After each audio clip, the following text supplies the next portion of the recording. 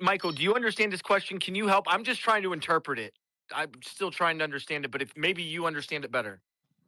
Well, the only thing I heard that was a question was that how do we use a suspension block? And I'm sorry, yeah, suspension block. And it's basically treated the same way as any old inefficiency, like a SIBI or a BISI. If it's bullish, okay, you're going to use the upper half and watch price respect it. If it's bearish, you're going to watch the lower half and it should respect it. So I didn't catch anything else because I was trying to get Twitter to let me in here to hear everybody. That was the All only right, thing I all right. heard was how to use the suspension block. I will make it simple. Sir Michael, when a price rally, let's say today we were bearish on NQ, all right, like the liquidity 24,892 was the terminus, right? And for that price run we have to find PDRAs, which PDRA, and that will be formed first in that leg and get respected, so we our eyes see us that this one respected, and the second one should be this one, the third one should be this one, like order block, then fair value gap, then breakaway gap, then measuring gap, like uh, Did you I'm watch my video from today? for today. No, I didn't. I'm sorry. I'm still on my All car. I'm driving. I already did that Yeah, today. Hamoudi, he literally, that's why we're here, is him literally just providing the answer to your question, which is a great All question. right then. Hey, high five. It's a good question. It's almost as if he knew you had this question before he created content. Yeah, that's amazing. Actually, I didn't saw the video. I'm driving, and here situation is very bad all over the missiles and helicopters. And Sorry, I'm man. not My getting. time machine got me here late. I had to come back to present time. Okay, Hamoudi. So you got Thank you, you sir. got a video to watch, and it's very, very topical with what your question was. So good job. Great job. Thank you. And another question, if I have a chance to ask. Yes, Sorry. please jump in. No problem. All right. All right. The quadrant levels and the other like I am a student of 2024 mentorship, which Michael told us 25%, 50%, and 75%, and now there is the another Fibonacci levels. Should I apply that, or it's not? I should stay with the old one. If you want to have a better, closer read on continuous order flow, seeing that if price continuously uses these levels and if it's bullish and it fails to touch them but still goes higher, that's indicating strength. Reverse it for when it's bearish. So when you have the octant levels in there in between the quarter, midpoint, lower quarter, that that's enough. But having the smaller levels in between them just gives you a greater detail for reading continuous order flow. You don't need to go on the candlesticks and look at numbers of how many people bought or sold. You're getting a visual representation of ongoing buying and selling. All right, all right. Thank you. Well, anyway, thank you so much. I love you, Michael, and I love you, Kitt. Thank you, sir. Thank you, brother. Yay. Hey, he's talking about really fractalizing the market, boys and girls. Adding these lines to it. You go with the quarters and then the eighths. And if you can keep breaking them down, you're fractalizing this order flow, all of the things you learn. It's kind of exciting seeing it. Venom. So how you doing, I'm Kitt? doing fantastic, sir. I'm doing very good. Good, great. How's your day going? Everything well? Yeah, no, I mean, kind of yucky weather going on right now, and Ohio. You get any storms? Yeah, it's kind of really nasty actually in Ohio right now, and like I'm staring in some farmland, and it's like been pretty much a gray, overcast, nasty day all day, and yeah, it's just kind of yucky. It's kind of reminded me of like the morning session. It's just like yucky. But I mean, and I don't know. I kind of like, and I refer to this because of myself. But like when people rush into the market too quick, what happens? They get slaughtered. Who else gets slaughtered? Pigs get slaughtered.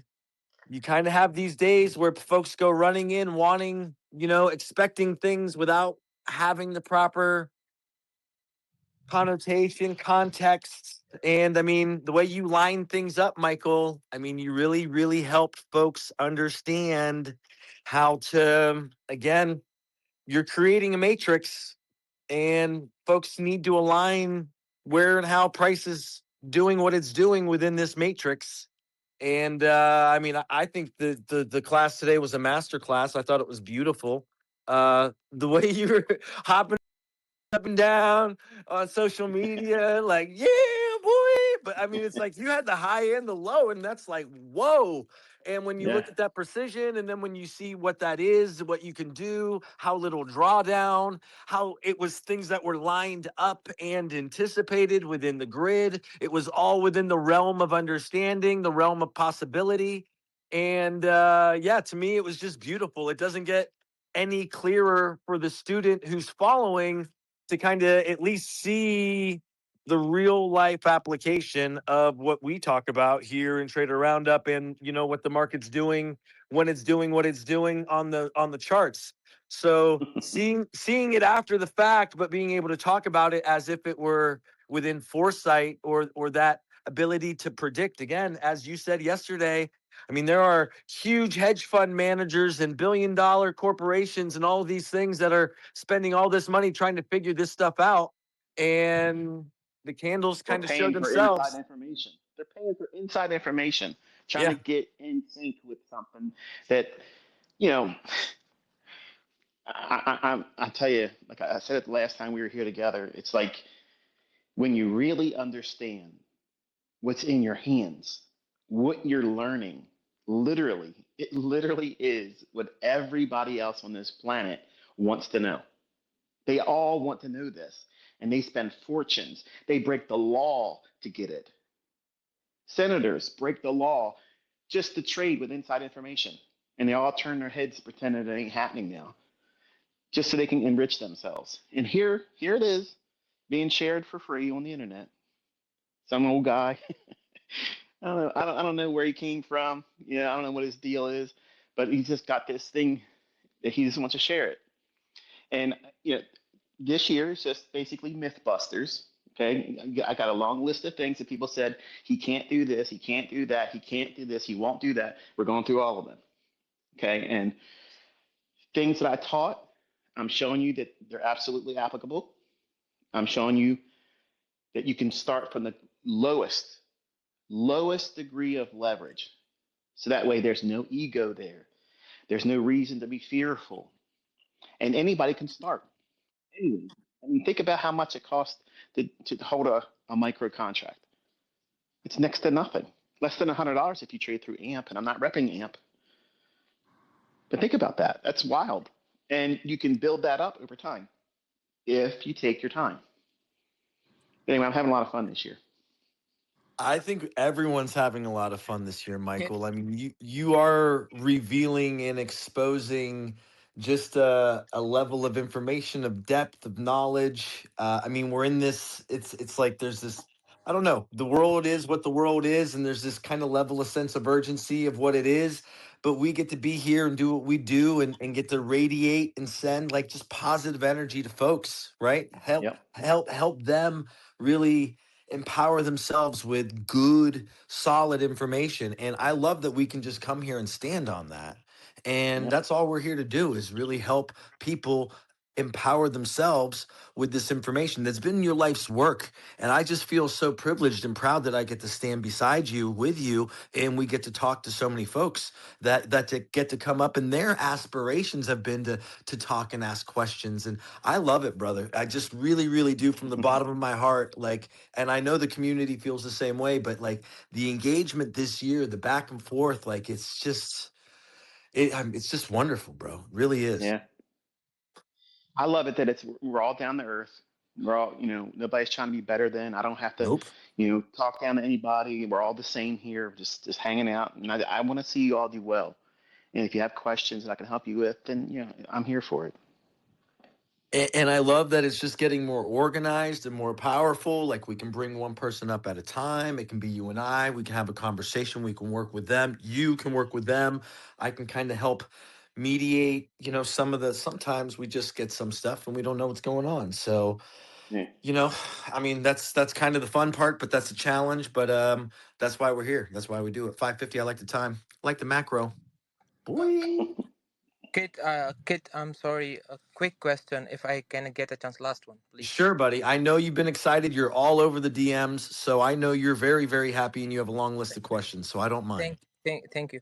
Okay, Michael, as a 30-year experience as a trader, okay, you start your journey with the orange contracts, then you come to forex, and then I guess commodities or whatever, so on. Now you are in indices futures because they are more professional, right? For I'm your student from 4 years. I studied 2016, 17, and 22, 23, 24.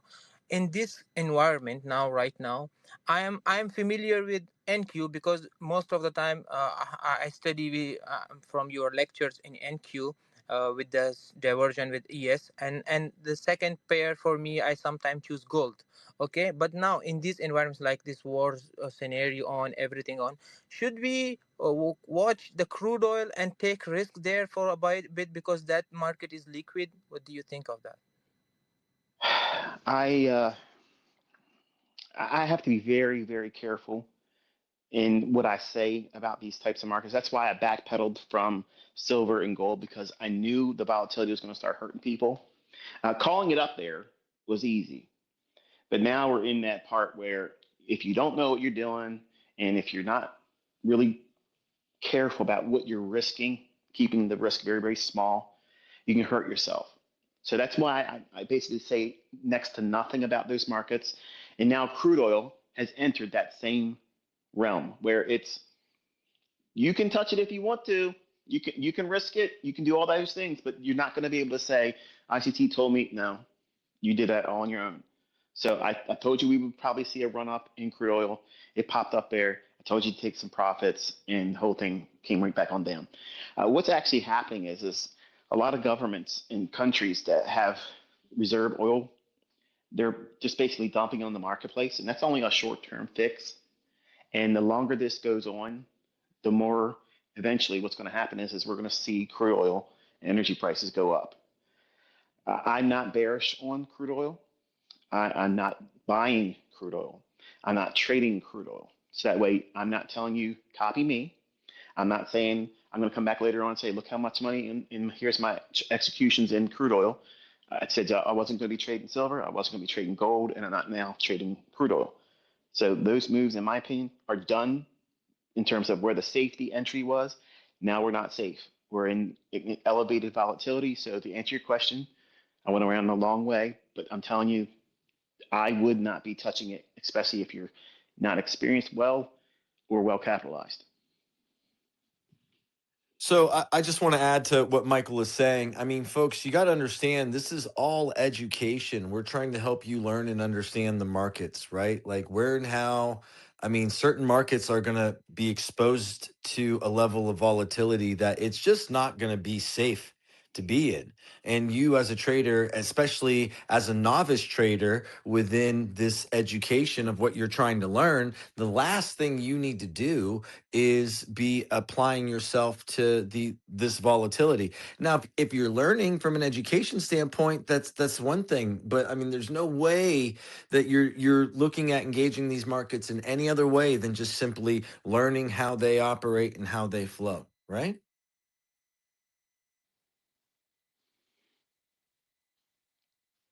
Said another way, I understand that the excitement of seeing these moves and how fast they're moving, it comes natural to us to want to chase after that and be a part of it because that's where the big moves are going to happen.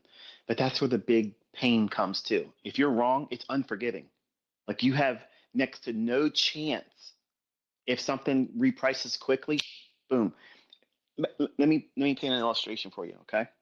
Let's assume for a moment that you are in crude oil. You're in crude oil, and we've dropped down a little bit. You might think, well, it looks like there's some relative equal lows there. Let me get short there. And all of a sudden, Israel drops a tactical nuke. Everybody's going to go crazy, and they're going to rip that crude oil market straight up, and it can waste you quickly. We just watched 20 some $1,000 in less than 24 hours transition from going up and back down easily. Could you afford 20 some $1,000 in one fell swoop against you? Chances are you probably can't. And most people today, they want to over leverage and they want to make, several contracts on their trade. It's just the responsible person in me is trying to be reasonable as an educator and keeping you as a student grounded. And it's not to hold you back, it's to protect you because it's too easy to blow up. Everything right now is a ticking bomb. And you have to be careful. Like you have to be careful.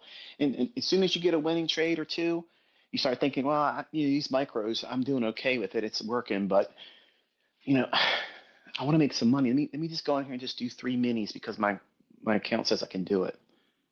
And then you hurt yourself. And then you feel bad. You want to hurt and fix it. And then you end up making it worse. So to avoid that, don't do those things. And to avoid meltdown or blowing your accounts, don't trade these high volatile markets right now. Don't do it. Paper trade them, demo trade them, where it can't hurt you, or tape read them. But telling me, should we trade these markets? No. There you go. There's your answer. There it is. I love it. Guys, you should be practicing if you want to practice in gold. You want to tape read gold. You want to tape read oil. That's it right there. You can tape read all you like and apply the concepts and be looking at where and how in the future this is going to be a market that you envision yourself trading. If you yourself as a trader resonate with oil, then back test it, then forward test it, then paper trade it, then apply the concepts that you're learning, that you're accompanying, just as we've had students come on before and say that they want to apply their own logic to the chart while accompanying Michael in his analysis. You can pick another chart and do that. And that's a great idea, right? Right, ICT? I mean, folks can Yeah. do that. But the idea of actually deploying capital in these markets in this education process that you're in, absolutely not. There's no one that should be looking at engaging in the volatility that's occurring within this global condition. You're here to learn, and we're all here in a very safe environment in which we can talk about education, not investment advice. So even as you word that, Hamudi, do you see what I'm saying? And everyone else who's listening, do you hear what I'm saying? Yes, sir. Yes, sir. It's really indicative that you frame this in the correct vocabulary. And I understand, not with English not being your first language, where, how, and why. And we are very loving and patient for that. So we understand. We do. But we also want you guys to really, really understand it's indicative that you are paper trading and that you are applying these concepts to a back test and a forward test on whatever market you like. Michael will be trading and showing you what's happening algorithmically on NQ. If you like something else, whatever that is, then applying the ICT concepts to the chart that you like is just preparing you to be the trader that you want to be, and that's encouraged. Training in this environment, while things are elevated in terms of difficulty, risk, and volatility, you have no idea the investment you're making right now without making real monetary risk behind the trade ideas. When you go back to a more relaxed market condition, it's going to feel like you've been doing it way longer than you really have because it's going to seem like something's gotten better, something's easier because the market's going to be a whole lot more liquid, a lot more loose, a little free, fluid. And right now, we're not seeing that. Like you got to be really nimble. You got to know what you're looking for. You got to know when you're going to get out, how you're going to move your stop loss, because you can get snatched up real quick and you're done. Yes, I understand that. Like if you see gold or whatever, 1 minute candle is moving like $10, $20, 100, 200 pips. It's really risky. And I was just, my point was that we should take advantage of this opportunity, the war scenario and the crude oil. So the answer is no. I understand. Thank you, sir. Good job, You're quite Hamudi. welcome. Yeah, good job, buddy. Let's get someone else up here. Let's get back to the lecture. I'm looking to see. I mean, Lundo, I know you're not requesting to speak. Breezy, I know you're not requesting to speak. Tyler, I know there's a few folks here who are not requesting to speak, but I would value and appreciate your thoughts. Lundo is shy and is not. He's not coming up here because he's shy, but I'd like for some folks to work on some of that because they really have aspirations to talk with you, Michael. And I like how I just know some folks are very shy. So, and if they're not like ready and if it feels like I'm putting them on the spot, then it's like even less like, I can't believe I was in the middle of doing this when you said my name. So, Yeah. anyway, we'll get some people up here. We got Spectral MTB. I think a mountain biker, I believe. You there, Spectral? Hey, yes, sir. Can you hear me okay? Yes, sir. You know the protocol. Yes, sir. So I am in my 40s, I'll say that. Been trading for about 3 years, mainly using inversion fair value gaps, looking for hourly sweeps, 4-hour sweeps, London or Asia session high-low sweeps into the opposite side, entry with, again, an inversion fair value gap. So that's kind of my profile, what I like to do. So just for Michael, just want to say the lectures so far this year I've been more engaged in, have been more enjoying. They've been really, I don't know why, they're just clicking for me more. They're just that they've been really good. So I just want to mention that. I've just been like locked in. I'm not sure why. They've just been working better for me. Saucy, for those of us that know why. Saucy would be another way of putting it, Michael. Saucy. Yeah, saucy, bro. Like you're talking like a lot of work to get like this like bit of information that is just free flowing so willingly There for you go. you. And I don't know why it Exactly. just works. It's just unbelievable. Yeah, that's called sauce, my friend. Good sauce, brother. Good sauce. Love it. But so my question is, and I pinged this on X, so sorry if you're seeing it twice, but you're obviously focusing on opening range gaps heavily and not focusing so much on new week opening gaps, end dogs or end wogs, right? And Mhm. I see that they're overlapping a lot, like specifically the one from last Thursday to Friday is overlapping with that, I think that week's new week opening gap almost to the point where the quadrants or eights would line up almost exactly. So I'm just curious when you have that sort of situation where one is overlapping the other, how are you supposed to deal with that? Which one is more important? Which one should be your focus? Well, whenever you have nesting PD arrays, Mhm. it provides significant increases in the strength or validity behind the ideas you're implementing. So if that NWOG, if we traded above it and now things become bearish, once it trades down below it, what do you think is going to happen when you trade up into it? It's going to act as a premium array, right? Well, if you have a Correct. nesting of NDOG and NWOGs, and maybe even sometimes you'll have the regular trading hours opening range gap in there too. As soon as it gets into that area, it's like it's going to have a lot of momentum. It's going to move. It's going to have a lot of energy when it leaves. When it leaves, it won't generally go back into it a lot. It'll just, okay, I have enough. It just starts to send the market away.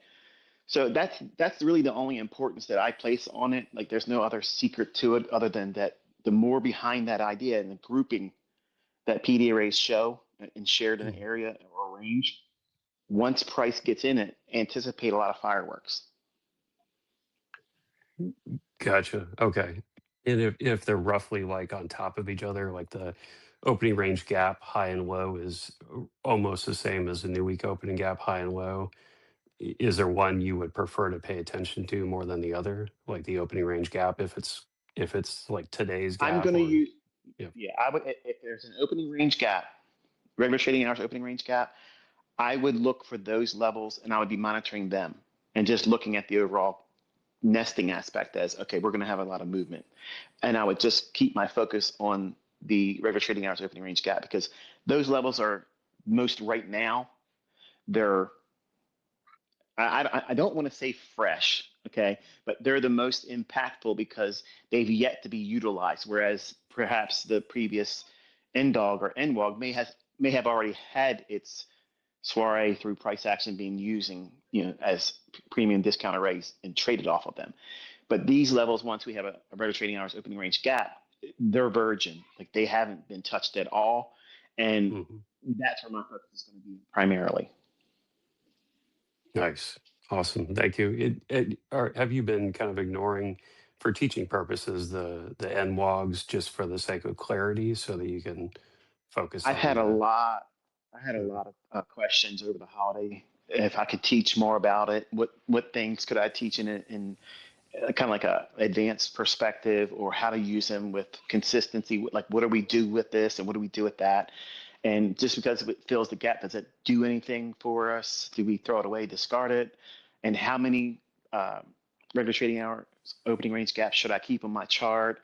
And Mhm. I'm actually applying all that stuff. So I had I have so many questions came to me over the holiday season, and it was predominantly around this particular thing. So that's the reason why I'm dogpiling on it and spending a lot of time on it. Got it. Perfect. All right. Thank you, Mike. I appreciate it. Thanks for your You're very time. welcome. I love it. Thank you, Spectral. Next up, we'll bring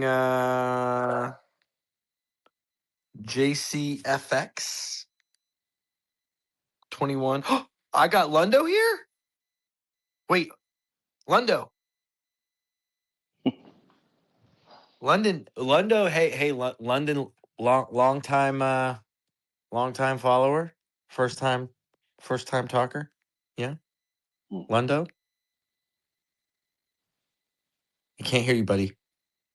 Let's get it, brother. Can you hear him?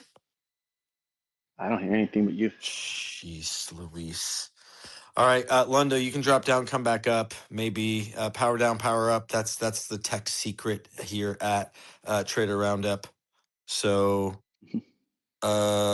JCFX, Hey, hey, how's it going, guys? pretty good. Hey, You can hear us okay? Yeah. Yep, hear you perfectly. Yeah, so I'll just get started. I'm 26 years old. I'm from Naples, Florida, and I actually started trading in 2018 and did all the retail trading for. I think I wasted. I didn't. I don't. I wouldn't say I wasted 2 years of my life, but retail trading is what I was introduced to with IML. I don't know if you guys have heard of that. Oh yeah, we know. Yeah, yeah, is the Pope Catholic? Bear shit in the woods? yeah, Yeah, we've heard of IML.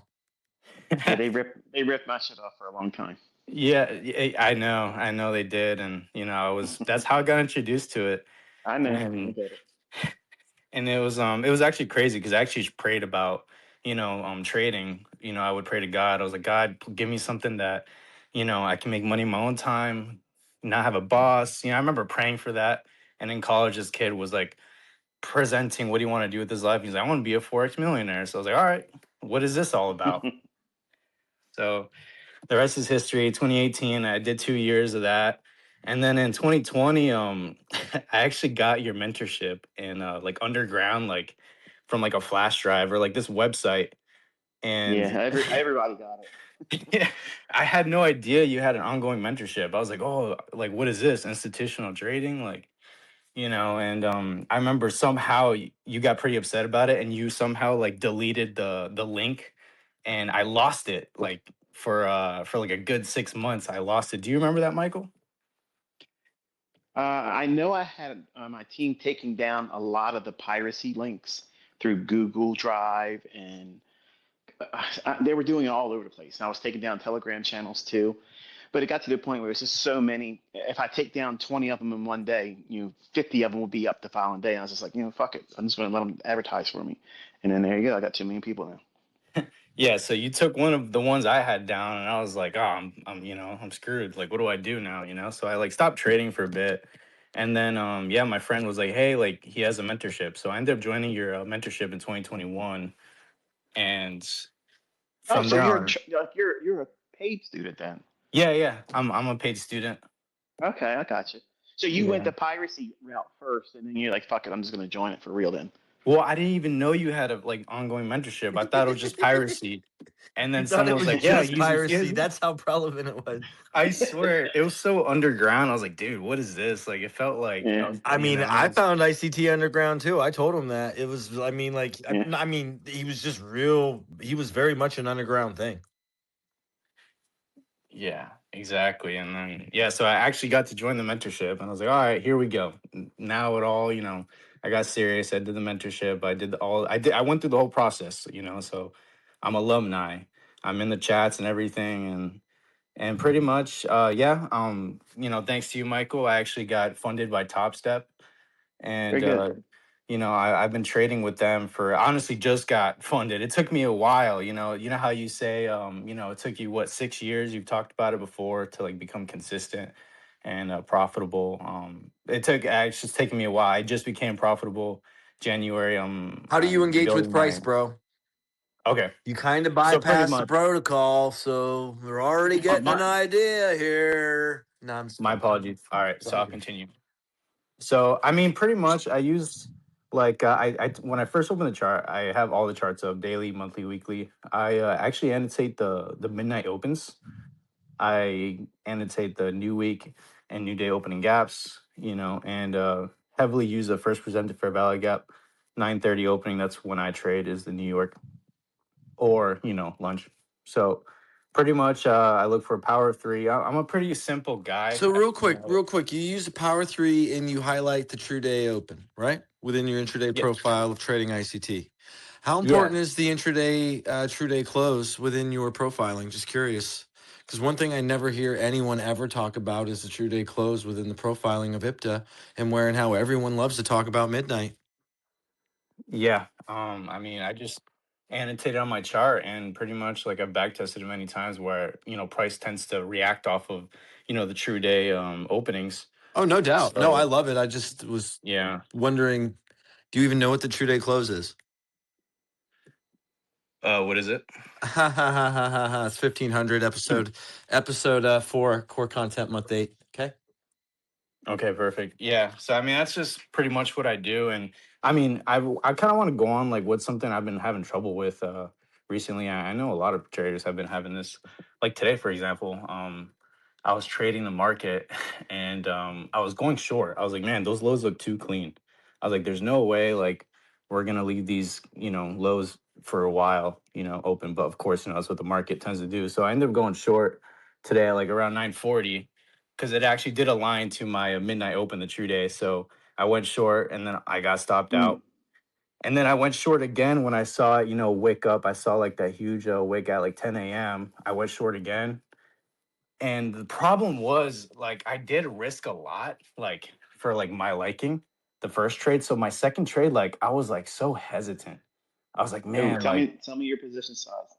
all right, so I'm trading micro contracts. So I think the first trade was like I think 3 contracts.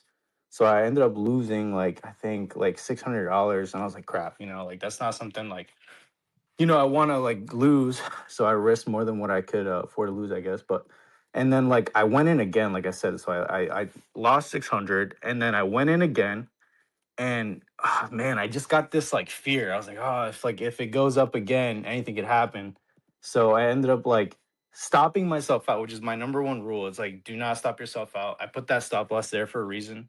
And I got stopped out again. Well, I stopped myself out. Like I literally cut bait, and guess what happened? Literally at 11:01, like I stopped myself out, and then it just dumped. I'm just Mm. like God. Like I guess like it's just. I mean, my problem right now is just the psychology of it. I feel like I back tested my strats, but just the psychology of holding a trade, and I don't know. I mean, these market conditions aren't the best right now, but I mean, I guess it's just my question would be like the psychology aspect of trading of that. What do you think, Michael? One, you should be doing one micro. One We are micro. in we're in some serious. I'll be honest with you. This morning, that was a very difficult session for anyone that's less than 2 years. Less than 2 years consistently profitable. You had to really know what you're doing this morning. And on the heels of CPI, the data's bullshit as far as I'm concerned. I don't believe any of it.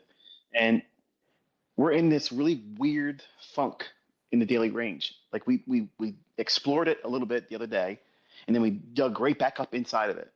So it doesn't have to move much to fuck you up.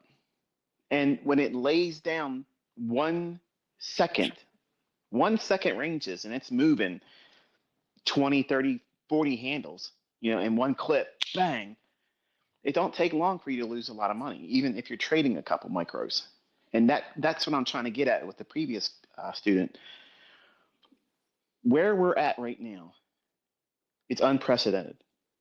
And you haven't even seen the volatility that's coming yet.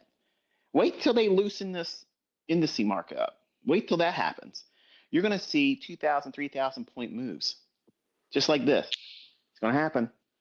And if you aren't careful, you're going to wreck yourself badly, real bad. So you have to roll it back, 1 micro, just focus on continuously trying to work towards getting better while the market's hard. When it loosens up, you'll be much better for it because you're going to feel like the moves are going to be stagnant. It isn't going to take that, it isn't going to be quick to get to your target, but you're going to be rewarded quickly because the market's going to be a lot more fluid. Right now, it's difficult. It's challenging. And this morning, you have to know some things.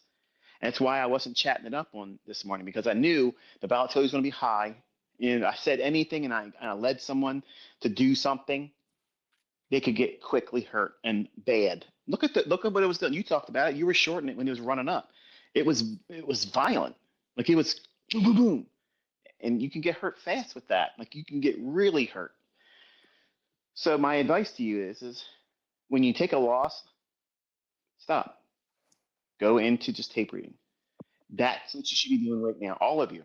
If you take a loss for the day, no matter what size it is, this is a skill set you're going to practice, which is discipline, personal responsibility. Can you put the brakes on? 90% of the people can't. They can't stop themselves. Something just gets in their head. They just, I made money. It looks like it's going to keep doing some cool stuff. Let me get here. I'm going to trade some more. I'm not satisfied with whatever I made. Or I took a loss. I ain't going home with a losing trade. I'm going to make it back. You have to, these conditions right now, it's exactly why we implement stopping.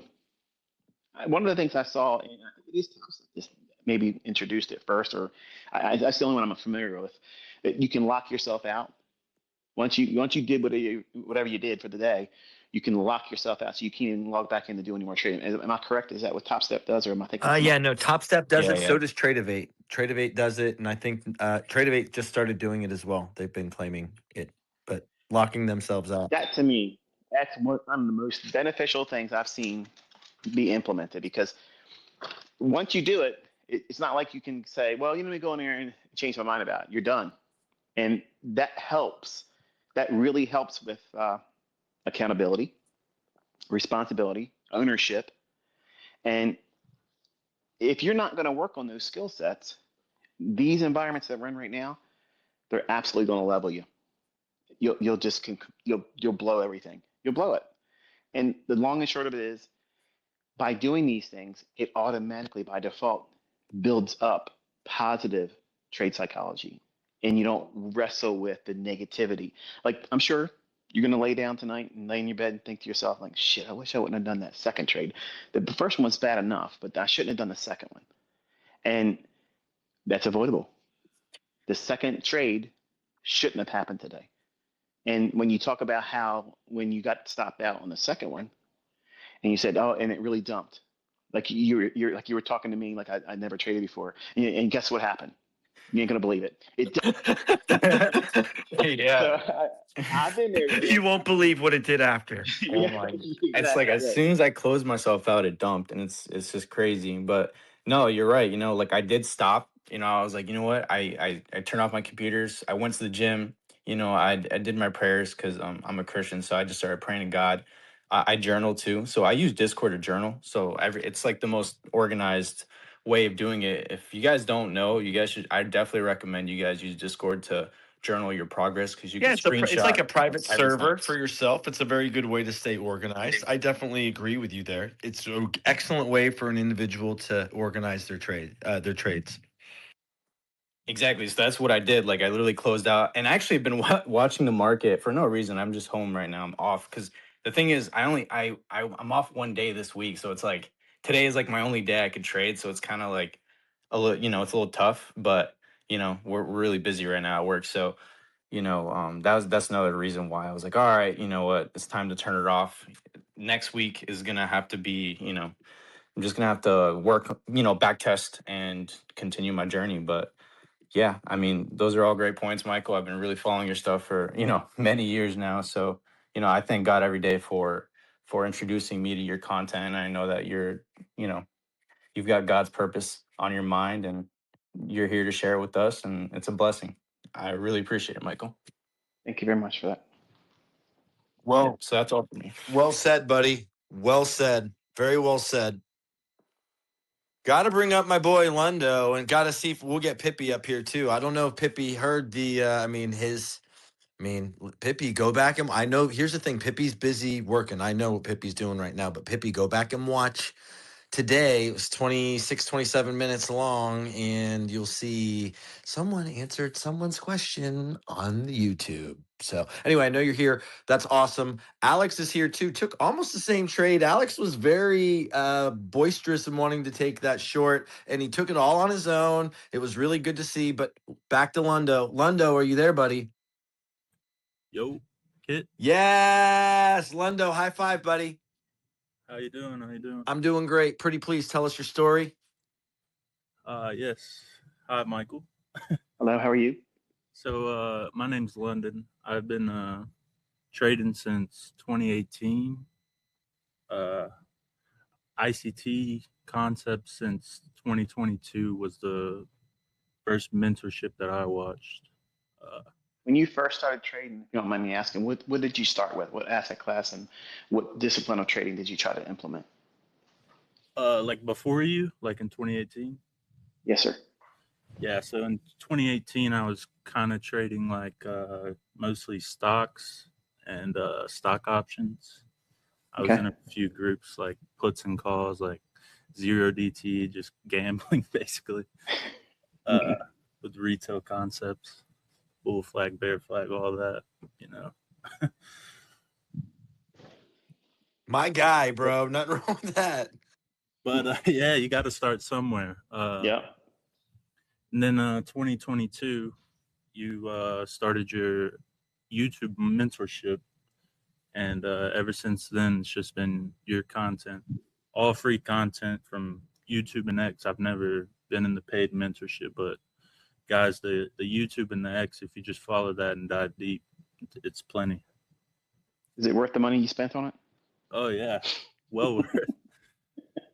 It's paid dividends. There you go. So how do you trade now? What do you use from what was taught? So I basically just use liquidity sweeps, order blocks, fair value gaps, inversion fair value gaps. I use it all. I'll post a few trades from today. I don't know if Kitt can. No. I don't want to know anything about trades. We're talking about theory, engagement, models, something like that. I try to avoid the student teacher relationship. Keep the money out of it.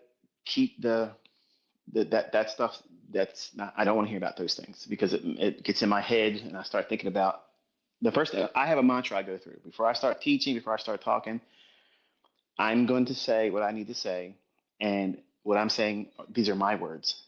These are my experiences, and I try to block out all of the people that send me their little screenshots and they say I made this much money or I did this much money and I did this. Thank you. This. I want to hear what you have to say, but just change the way you're describing it. Just say, look, this is one of the setups I was following along with because it just helps me stay grounded as an educator and it doesn't take me out of my focus. Yes. Okay, Michael. Thank you.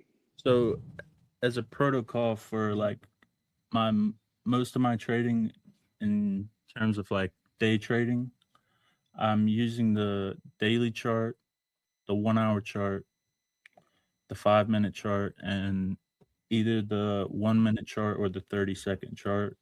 Okay. Kind of just whichever is more visibly clean in my eyes. Uh, but yeah, just the daily for like the overall broader market, the macro. The hourly is where most of the trade ideas come from. Let me silence my phone here. I don't know if y'all can hear that. But yeah, the hourly chart is where most of my trade ideas come from. So I'm just waiting for like liquidity sweeps to get a new dealing range. If we already have an established dealing range, I'm looking at premium discount, finding PD arrays, premium arrays if bearish, discount arrays if bullish, and then I go to a 5 minute chart and I wait for basically the 2022 model where I started, Okay. and then within that I also try to catch the last 5 minute sweep. If I'm expecting a reversal, I'll look for the last 5 minute sweep and then go down even deeper to like a 1 minute or 30 second and try to catch the move there. Basically, same thing, 2022 model. What do you use for your targets? Like, what do you frame as your terminus for the end of your move that you're trading? Yeah. So if we're taking like the external range or like we're a liquidity sweep and we're moving back into the dealing range, I'll just target equilibrium, or like if there's like a nice swing low there or something there, I'll target that. Basically just low hanging fruit for the first target, and then I'll just Okay. monitor it from there. Good. Lundo, do you mind telling ICT a little bit more about you, what you do outside of trading? Just, a little bit more about yourself. Yeah. I mean, you So were other than highly technical, and I'm sure he very much values and appreciates. You definitely knew how to explain how you engage with price. That's for sure. Do you mind telling us a little bit about yourself? yeah, so I've been trading. I mostly still trade on my phone. I know that's not a very popular thing to say, but I also own a plumbing company on this as well. So most of the time during the day, I'm not just glued to the charts. I kind of get it where I can. My guy, blue collar, owns a plumbing company, trading from his phone. Michael, tell me that's a little high five here for whoever in the room trades on their phone. High five. I feel you. I love you. These concepts were tailored for you. Yeah. Yeah, If you we can had cell definitely do phones, it. Just this got would to be be all you do. precise. ICT, the mobile edition. Yeah. I would have done it too if I could have. Swear, yeah, it's very surreal being on here with the ICT. I never thought I would get to Yeah, speak to you, I sir. definitely know this is a dream come true for Lundo, and I know he's probably a little. He is saying he's a little at a loss for words, which that's why I don't mind interjecting and trying to add a little bit. I mean, Lundo, you telling your story or that you're a plumber, I think is very cool. That you're constantly on the go, mobily, and you're doing all of this on the phone while you're multitasking. That's pretty cool. And I will say, bringing up quickly, my boy Pippy B, right beside you, right beside Michael as well. Guy, he's busy living his life. He's a dad. He's busy working as a he does not a plumber. Pippi is works on cars, right? So he's a mechanic, and he works on he's a mechanic in a very busy garage in New York. So he deals with a lot of customers and a lot of cars and a lot of people all the time, and he's trading. So it's fun to talk to professionals and charter students that trade ICT concepts that are utilizing, the concepts while they're living their life. I like having folks like Lundo on and Pippi because I believe us as traders and as we grow, like the real life trader, I hope you're hustling and I hope you're working to get multiple avenues of income. And it's not just solely you arrived because you know how to trade, right? Like trading is an awesome way for you to build and grow everything else you want to do. And I think Michael's done a great job of helping you understand that. And what we're doing this year with the One Micro is pretty solid as far as a group effort and what you can do in the market. London, How Lundo. long have you been? I'm sorry. I didn't No, mean go to. ahead. Jump. How long have you been running your own plumbing business? This is our second year, Okay, 2026. that's awesome. I have a couple cousins that have their own individual plumbing business. Anything I have at my homes that need to be done, I have them come and take care of it for me. But they came to me when they were younger, and they were like, "How do you live like you live? Like what do you do?" I say, "Well, you have to have an entrepreneurial spirit because being an employee doing a job for somebody else, it's fine for some people, but yeah, if you really want to find your own time and make your own schedule, eventually you're gonna have to own your own business. But you'll work a lot in the beginning, but it won't feel like you're working because you're doing your own thing. Do you feel that way with your business?" Yes, that's exactly how it feels. Like I always knew I wasn't gonna work for someone my whole life. I'm sure you felt the same way, but it just gets to a point where you just got to take that risk. I mean, in trading, start a business, whatever you got to do, just got to take the risk. Apply ICT concepts to your plumbing business or your plumbing business to ICT concepts. How do you see parallels within how you do A versus how you do B? That's a crazy question. I don't know. Yeah, I don't even know how that could Well, be. I mean, That's how I'm kind of a crazy kind of guy, so I'm all Yeah, about those crazy kind of questions. So I don't mind having them. I can't yeah. relate it. I'd have to think That's on that. I know I put you on the spot, Lundo. So I'm a crazy kind of guy. I don't mind having that question. So that's cool. No big deal. Having an entrepreneurial spirit, though, implementing a trading model, building a plan of action, what you do, you go through this process every single day. You don't deviate from it. It's the same thing like you would do when you get up. I guess you get your phone calls from the answering services. Look, I would like somebody to come out here and take care of my toilet or my something, my backflow's messed up, this, that, and the other thing. Something's wrong with my stuff. Come in here and put a water heater in here. Well, right away you're making $1,000 or more, right? I mean, that's what my cousins tell me all the time. All I got to do is do one hot water heater a week, and Yeah, I'm done for the week. I'm good. yeah. Water heater's a good call. Water heaters. Do you do One of the any best commercial calls. work or do you do all residential? I do mostly residential now. Okay. Like mostly new construction and remodels. I don't do as much like as ICT saying like calling them out for like we'll do like a water heater or something, but we don't just like do many service calls is what we call it. Yeah, you don't do. We're mainly You're doing full installs and new builds, right? yeah, exactly. Right. Right. That's right on. That's very cool. Very cool. So what I How was long did it thinking take for about you quick. to get to that? I'm sorry, Kitt. No, Sorry. no, I was going to say where I was asking that crazy question from this crazy kind of guy of how you would apply ICT concepts to your plumbing practice would be really looking at like the plans and specifications, the same way that you have a blueprint, the same way that you have architectural drawings, you have specific schematics, and they're actually to scale for you to build. And you know this because you have to cost. Not only do you have to cost the project, you have to build the project. You have to build the project by deploying the correct man hours. So you have to be able to assess the amount of man hours that you're going to need on the project based on the scope of work that you're going to be doing. All of that you're going to be able to assess through the scaled engineered drawings. If you look at how we learn schematics from ICT, for example, Core Content Month 12 or the Market Maker series, and you apply those schematics like an engineer or a construction worker would to a blueprint, you're able to apply the exact same concepts to create a financial reality, right? You're able to literally scale and engineer a financial drawing and engineer that into a real life decision making skill set. You feel me? Yeah, you answered your own question. I know, because I already know the I answer didn't because I'm think a about wild it. and I would crazy have kind thought of guy. about it. I'm a wild and crazy kind of guy. That's why I like to ask other people. Sorry. Very nice. Very nice.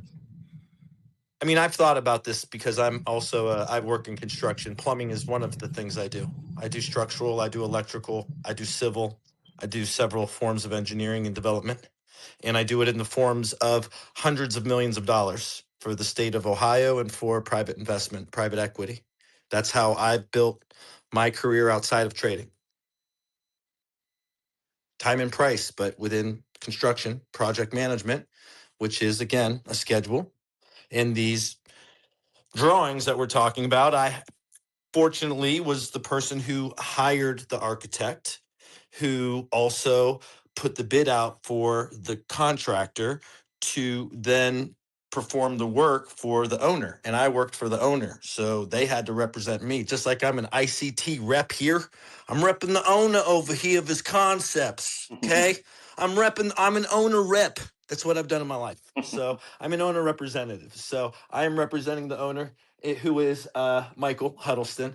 And I've done it my entire life. I was built for it. I was built for it, built to do this. And managing people and talking about concepts and actually building things. Software engineers, musicians, people in science. There's specific protocols. There's specific processes. A very good friend of mine who's a musician and also has a master's degree in chemistry reminded me of how similar the lab processes are within science as with ICT concepts and the schematics of what we learn and how we learn to trade. Wild stuff, right? Yeah. Most of my higher tier students come from an entrepreneurial mindset. Either they developed it or they already had it.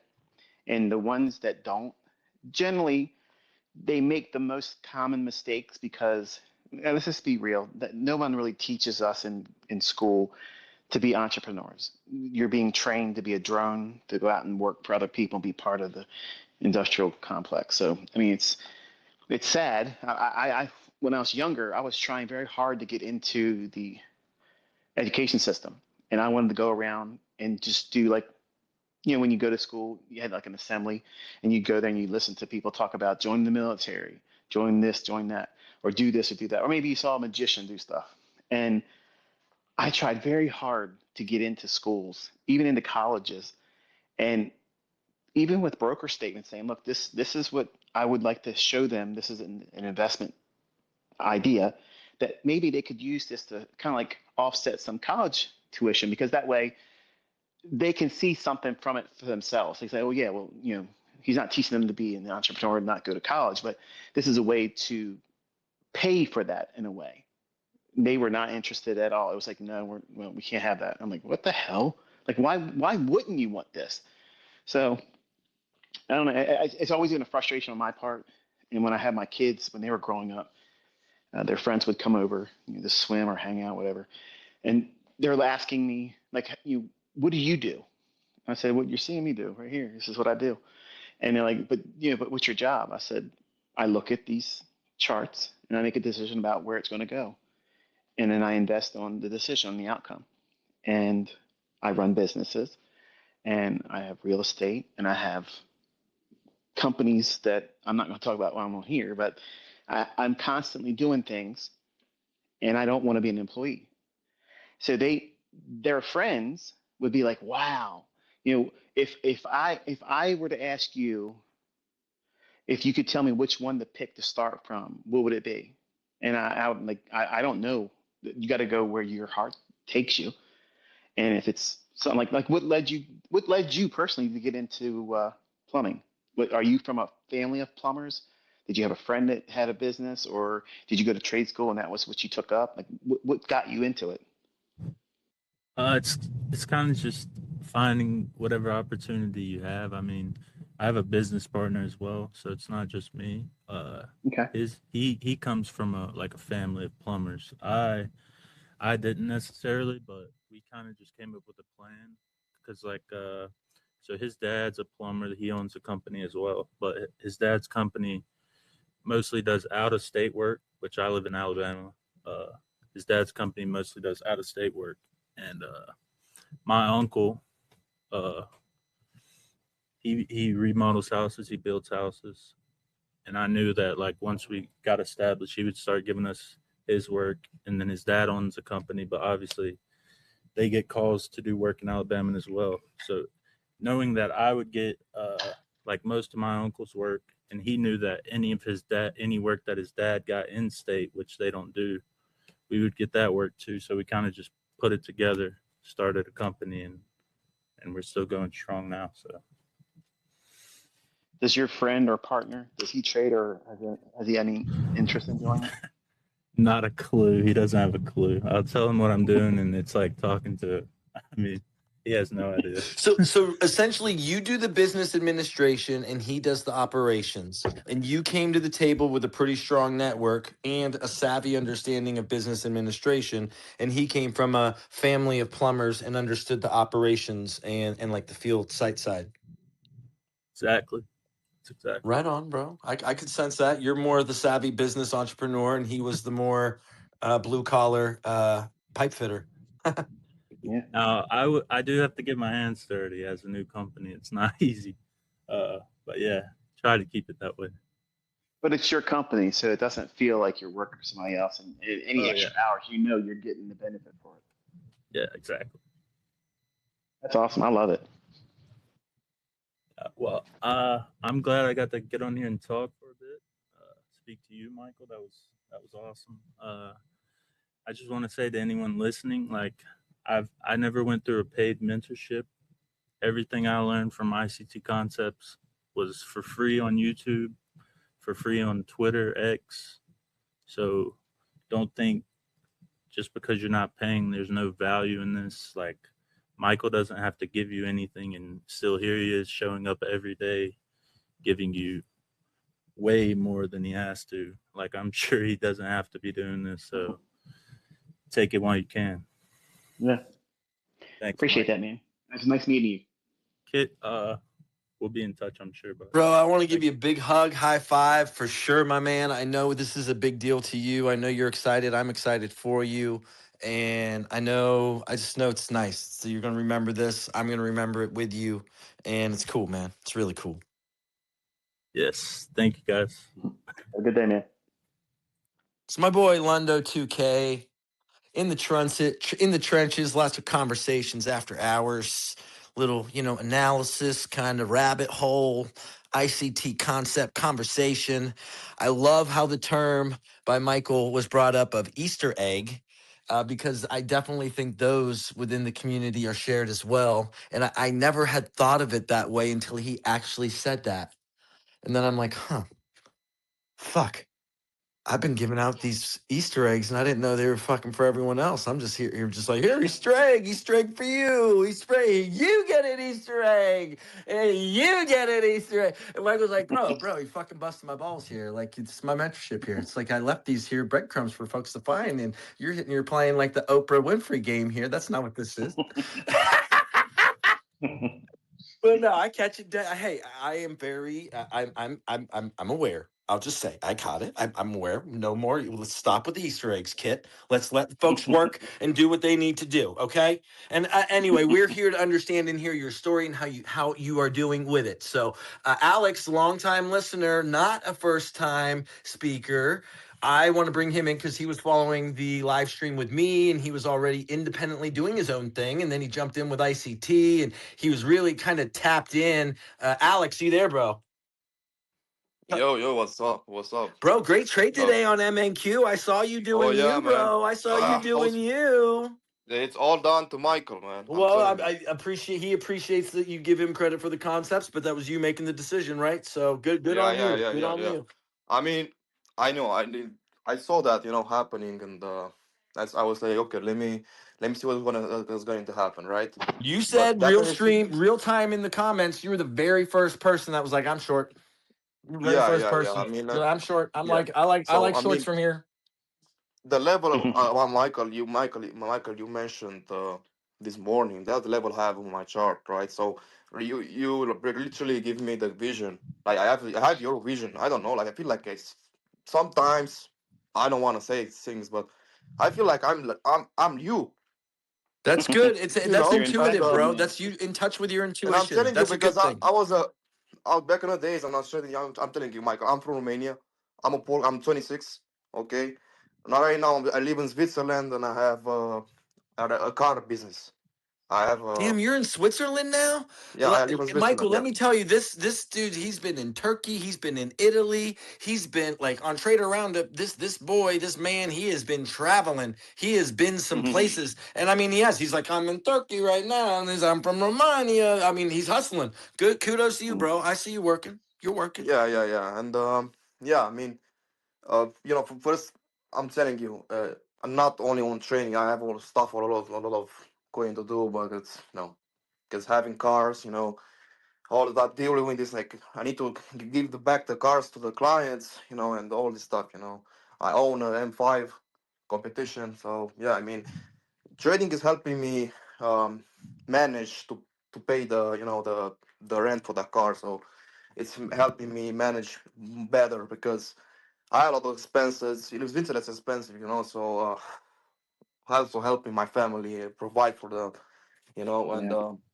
it's hard in the streets, right? So especially in the context that's so expensive like this, right? And yeah, I mean, if it wasn't trading, I mean, trading and all what I'm doing, you have two things that are working. I mean, I couldn't done it, but Dude, since I you're came tapped to in, you, bro. You're tapped in. You right? are. Since I came to know Michael, right? Because I was training support and resistance.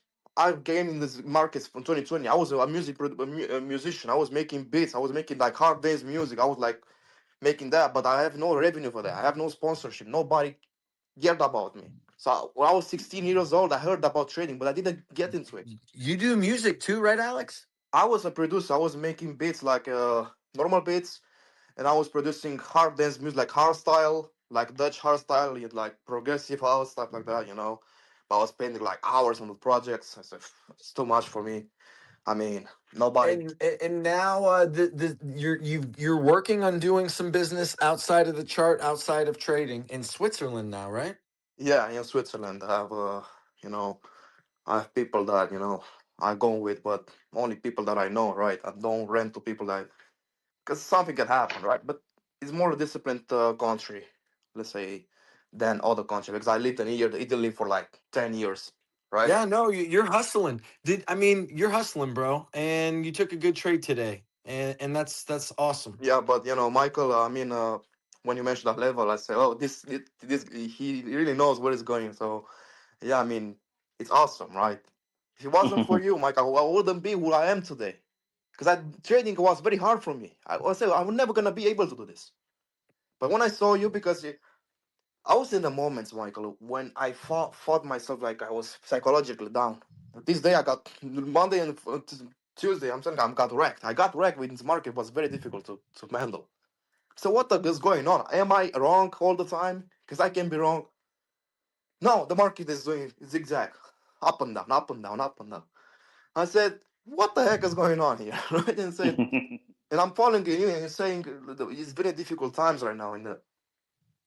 Okay, let me listen. Listen to what Michael says and see what's going on because I confused. I was confused, right? Probably because Well, right now I'm still young. Sometimes I don't. you're young, but you're doing great, buddy. And I wanted you to come up because I thought you had a great trade, and I wanted to just say hi real quick. And I Yeah. also want to give some other folks some opportunity. All right. All right. All right. Okay. Thank you, All Mike, right. for everything. And You're yeah, very welcome, be brother. safe. Kudos. Good job today, man. I saw you. Decker, you're up, buddy. Hey, hi. Can you hear me? Yes, sir. You know the protocol, please. Hello, everybody.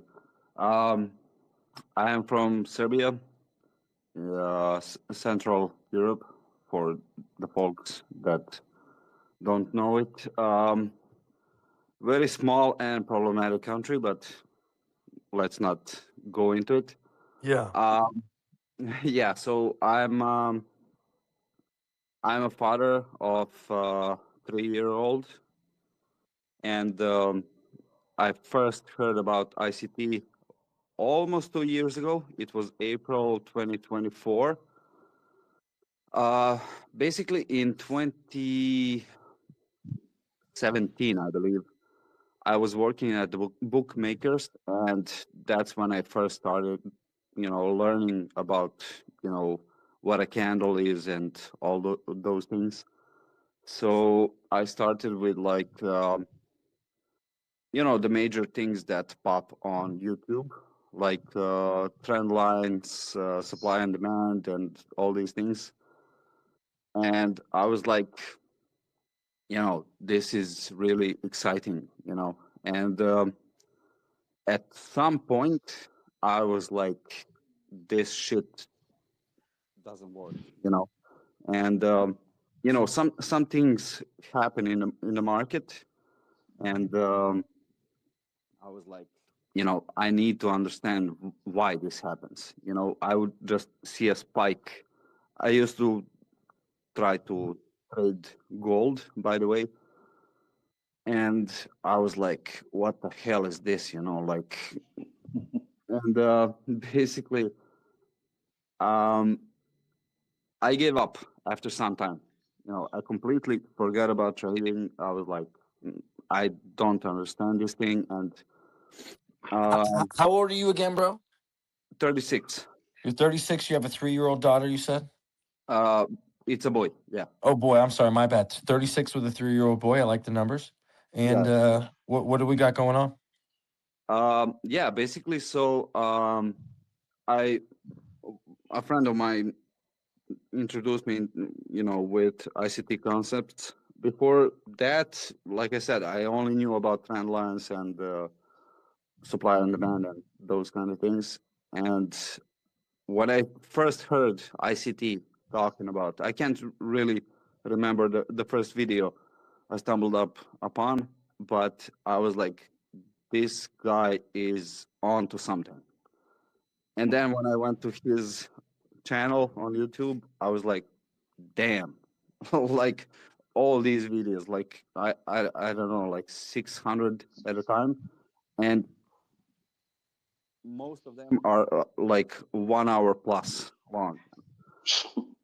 So basically, I ended up, like work, son, family, duties that you have to do. And I spent from April 2024 to probably like April 2025, I spent like each night, like 2 hours, I would be on YouTube watching videos, taking notes and all that, where I came to the point I said to myself, I know too much. This is just too much information. I can't really like track everything.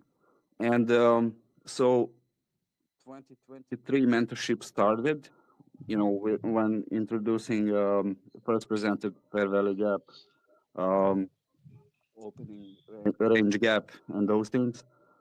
And I was really happy to see it live, to watch the price and watch the videos at the time, to hear about ICT talking about stuff. And it was really good. But at some point later on, so basically, like a few months ago, I decided I'm not gonna trade the 9:30 open. I only want to do macros. There's this sentence when ICT said, I can trade every hour because of the macros. I mean, I'm paraphrasing. And this really stuck to my head, like, is it really possible to be able to trade each hour to each 20 minutes interval? So I was just studying, and I mean, honestly, I was into Forex, I was into NASDAQ and all that. And I tried to kind of teach myself how to be able to trade at any time, because, I wake up like, 7 a.m., maybe 8 a.m. Silver bullet in London would be like 9 a.m. my time. So basically, I can cover everything except Asia. And yeah, basically, so I was all over the place, trying Euro USD, GBP USD, NASDAQ, gold still. So I first gave up on gold because, I thought to myself, this is too much volatile. and it kind of moves differently. I didn't really understand why, but you know. Hey, Decker, did So, you have a question? yeah, sorry I mean, for very long, drawn out. Can we get to the point here, buddy? I love you. Come on. sure. Okay, sorry. All right, please. I appreciate all of this. My point, I came up with my own system, but like I said, I'm only trading macros. And today at 1050 macro, my draw was lower. The equal lows from yesterday, 24, it doesn't matter. So basically, we had a breaker block, we had an inversion gap, So you're and gonna ask a technical question. You've already dropped a picture because you know the protocol. Is that what all of this is? which picture? You have a technical question, Yeah. and you've already included a picture in the comments, correct? Because you know, understand the protocol to technical questions includes a picture. Oh, sorry, I didn't know that. I Okay, can. well, you need to understand. We've said it before, Sorry. and it's a lot of time. Yeah. Okay. Try your question. See what Please, you got. please. Okay. So I'm uploading the image right now. Here it is. So the purple one is the CB. So basically, the price went over it and then went back again below it, while we had 5 minute CB that we traded into. So I was expecting this CB to be respected. I had my stop a little on the swing high, but I manually closed the trade because this CB was inverted. So what are the times that this is allowed? I know the wicks are allowed to do the damage, but when we have the body close above it, what happens? I'm looking for this chart you're talking about, and I don't see it. He's referring, I think, to 1104 candle where it closes above on the 1 minute chart. It closes above the 1102 SIBI. I don't know if you have the charts open, Michael, but I think that's where he's at. MNQ. I mean, yeah. Yes, MQ. 1 minute and 11. 2 minutes after 11. Yes.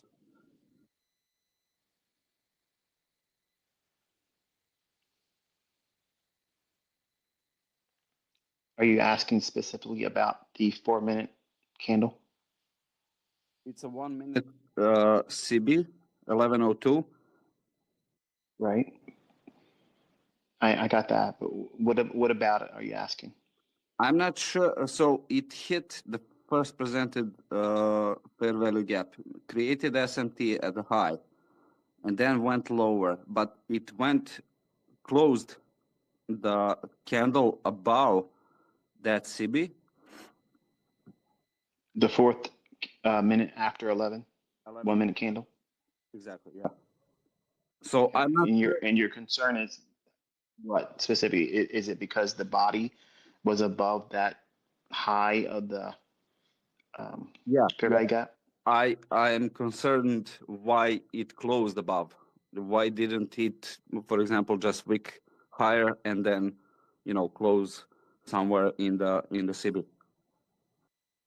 Because what you're looking at there is it's completely permissible for that to happen because the fair value gap on the 2nd minute Okay. after 11, so 1102, Okay. that is your fair value gap candle. But you have to, where do you anchor your stop loss according to fair value gap? My stop loss initially was at 25,090. So the midpoint of, the consequent encroachment of the first presented fair value gap. Well, the fair value gap pattern in itself, you would have used just simply the high of 1 minute after 11 plus 1 tick. So it going up there like that, that's fine. It may make you nervous, but the only thing it's doing is it's trading into the mean threshold of the Make sure I'm telling you the right time here. The 11 o'clock 1 minute candle, the up close candle, that's a bearish order block. Yeah, yeah. So if you split that range in half, all it did was it encroached upon that mean threshold, but it didn't breach it. So everything here is fine. It's not a problem, but it's something you're going to have to get used to seeing sometimes. Yeah, It's I especially Decker on a 1 minute chart. You can't apply high time frame rules to a 1 minute chart.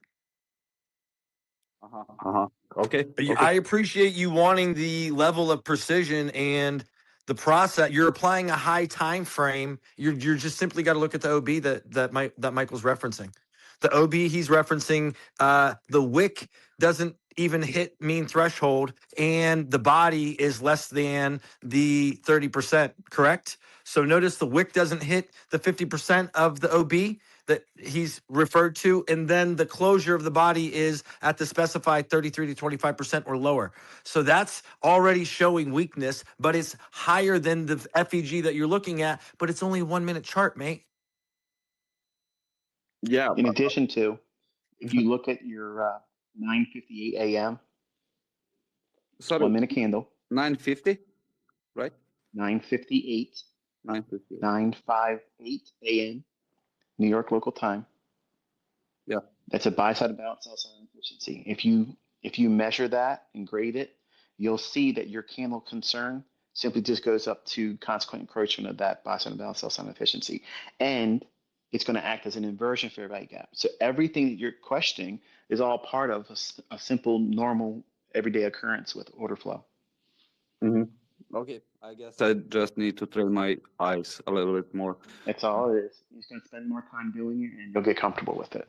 Yeah. Ooh, see that? That's awesome. So actually what he's really telling you, Decker, is probably the lower time frame will get you trained to seeing this a little bit more, and you need to be utilizing what you're seeing on the high time frame, being able to real time trying to assess order block theory and where and how you're used to seeing it on a slightly higher time frame, where and how indeed it is real time occurring on this lower time frame. You see what I'm saying? Because you probably weren't visualizing that upper that bearish that down close as an OB, were you?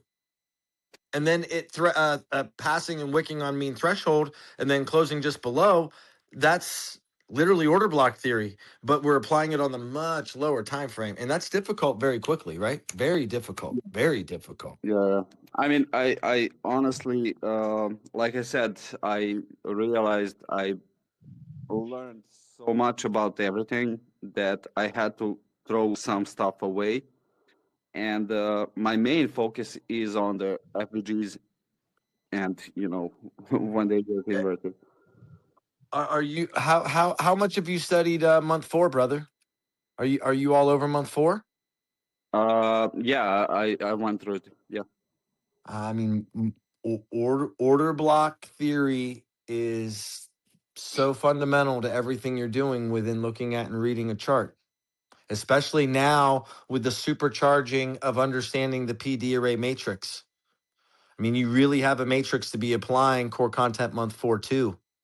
So it's even more applicable that you go back and watch and rewatch these arrays, because as they're printing on key levels, it will help you make better decisions. Fractally. This is a fractal concept. It works on the low time frame and beyond. Yeah. I understand. I know you do, brother. I know you do.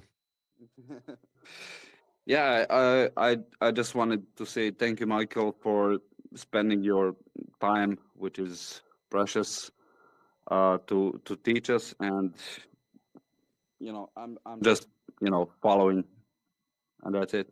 Thank you very much. Thank you very much, man.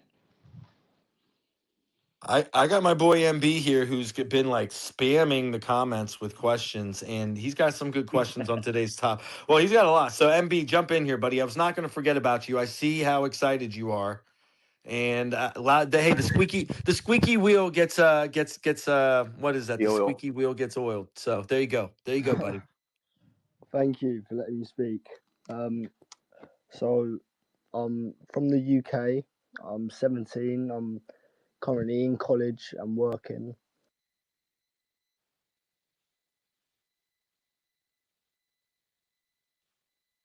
Hello?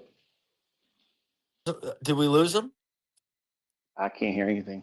Yeah, well, the young man coming in might have been he probably had, X is undefeated, so we'll get back to him because we all know, I mean, Michael as well as I do, he was very excited to communicate. Let's get him back up here. I know you are. Come on, buddy. It's all good. Get you back up here. You got a speaker tag up there for you. No big deal. Momentarily. Eden, calm down, buddy. Calm down. I see you. One at a time. We're patiently waiting, trying to get our boy back up here. He was here. He was talking. Tech difficulties, they happen. Hey, there he is, buddy. Oh, there we go. All right. You're set up now, I hope. Yeah, there we go. I know it's horrible. It doesn't, isn't it the worst feeling when that happens? I know. It's like devastating. You're like, oh my God, what's going on with my phone? I know. Nearly about to throw it. I know. What bit did it start cutting out at? I'm not quite sure what bit. Pretty much start over if you don't mind, brother. Right, if you don't mind. I'm from the UK. I'm 17, and I do half college, 3 days a week at college, and 2 days a week of work. So it's quite hard to pull trading into that because I'm quite busy. But most of the times I trade New York PM session because that's at 7:30 at my time, so it's after work and after college. But normally it's quite slower. But I just had a few questions about the new PD array that we learnt about today. One minute, I got them wrote down. I'm just going to find them. So the first one was with the event horizon.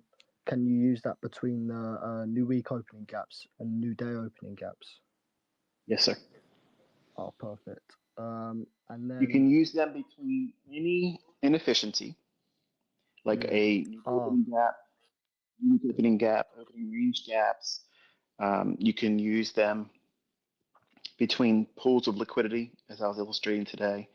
And I just actually looked at NQ. It actually went down to my other target. It went actually lower than that. So I'm actually kind of happy to see it run down there. I digress, but I just happened to see it, and it went down to the event horizon I annotated in the I see video that on the today. chart. Yeah, and then it created an order block. The open of that order block on a 1 minute chart lays directly on top of the event horizon at 6:25 p.m. So can that act as like a quadrant level? So if a PD array is sitting on top of event horizon, would that be classed as Yep. a good PD array to use? Yep. And the wick also, the very next candle is 626. See that discount wick? Grade that, and you'll see it's laying on top of an octant that agrees with that event horizon. And then go inside the candlestick on the lower time frames, 5 second, 15 second, on the 20, what is that, the 26th? I'm trying to do this from my phone. Yeah, the 27th, 627, that candlestick. If you look inside that with a 5-15 second time frame, you'll see that will give you a PD array around the event horizon at 24,873 quarter. And you have the order block. You have three things there. Wow. And then it came right back up into it, consequent encroachment of that discount wick, and then dumped. Look at that. That's beautiful. See that? I'm currently not in front of the charts because I'm sorry. it's 11 I'm o'clock in geeking out. the UK. Yeah, I'm sorry. I'm just writing it down though, so I can study it tomorrow. I'll probably throw something together on a chart and throw it on X when we're done with this. My second question was, with that PD array, is it only inside the 2 hour lunch window? Yes, it's a very specific thing just for New York launch window. So just before 1:30 p.m. Yes. Oh, perfect. Thank you. You're very That's all welcome. the questions. MB excited with the questions. I like seeing it. He was all over the place with them, boy. But 17 and boisterous, that's for sure. We Look at got. NQ go. Look at that. I You guys know. watching it? I am. Yes. Beautiful. Beautiful run. Look at that. I could have been making grocery money right now. I know. I know. I know. It's as it's lined up, my friend. It's as you've noted, as it's been discussed. Wow. Crude I oil think they're all also listening. They're children. releasing from. That's the fun. I just enjoy that. I mean, it's talked about. It's there. Folks that don't know that it's go back, look, and then it's just fun. It's fun because we talk about it before it happens. Before it Mhm. happens. So that's fun. Lundo Pippi. He talked about your rate today. Are you there, Pippi? I know Pippi's getting off work. I would presume maybe has a chance to take a speaker tag. Pipster. Hey, Kitt, 7:30 is my exit time. Yes, Okay. sir. Thank you. Thank you for letting me know that, and I like that time. Mauricio, 7:30. We got 20 minutes. Mauricio, heard from Decker. You guys hear me all right? I hear you, but I don't hear anybody else. Yeah. Okay. Mauricio might not hear me. Pippi might not. Alex hears me. Okay. Yeah, we can hear you, buddy. Hey, good afternoon. Good afternoon. Just the question that I had for Michael. Good afternoon. It's in Hello, how are you? regards the good.